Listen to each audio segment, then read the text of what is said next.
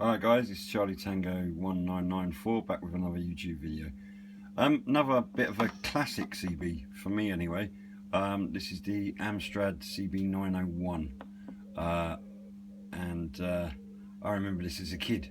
So back in the early 80s, sort of 81 I think these were first released, there was quite a rush on the market for legal 40 FM rigs, UK produced, because the 27 megahertz bandwidth had just been legalised, and quite a lot of the big names, certainly from the States, started producing these rigs. And Amstrad, for most people who live in the UK, is a well recognised brand, fronted by now Sir Alan Sugar. It's Alan Michael Sugar Trading, that's what Amstrad stands for. If you ever ask that question in a pub quiz, you'll know the answer now.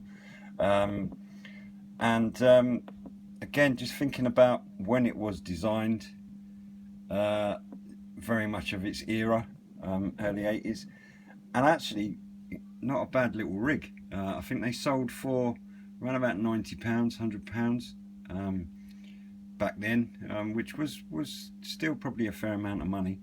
But this is probably not, you know, a basic rig, I have to say.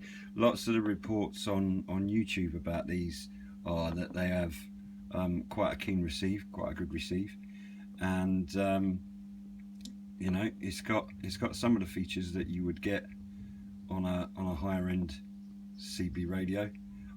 So let me just talk you through the controls.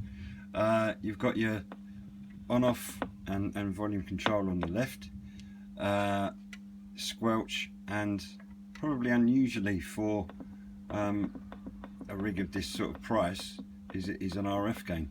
And another feature that you wouldn't often see on certainly on cheaper CBs is a Roger bleep. So you can, if you look at the red LED up here, you can switch your Roger bleep off and on. As with most other rigs, you've got a channel 9 selector, and there's someone clicking around out there. Let's just try and get them out. And a PACB button and a tone control up there. So you know, just in terms of its styling, it might not be to everybody's liking, but as I say, they are pretty good rigs.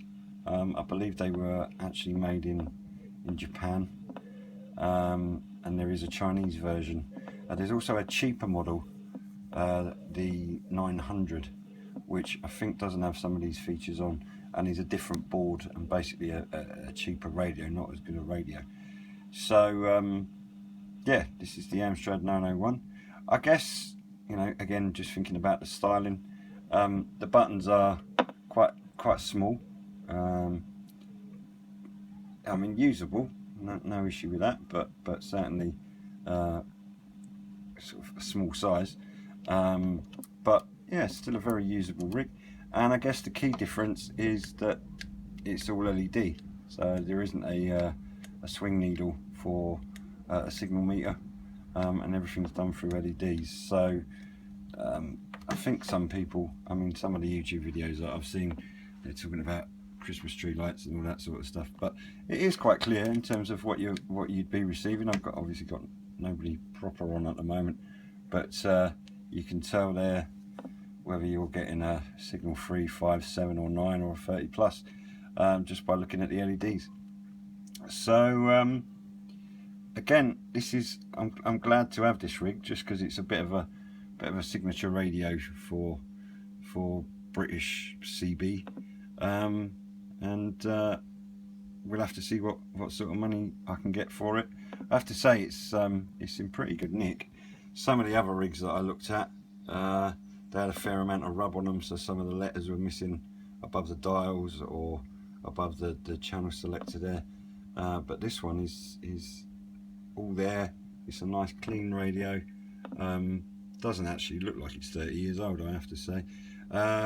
It doesn't come with the standard Amstrad mic. It was a weird looking microphone, actually, a circular kind of thing, that it originally came with. This is going to ship with a Palmer Tombstone CB microphone. And as I say, I'm hoping to get, you know, more than your average amount of money for it, just because it is in really tidy order. So I'm going to get pictures done, get it up on eBay, and we'll see how it goes over the next week or so, see what sort of price it brings. Cheers guys, catch you in the next video.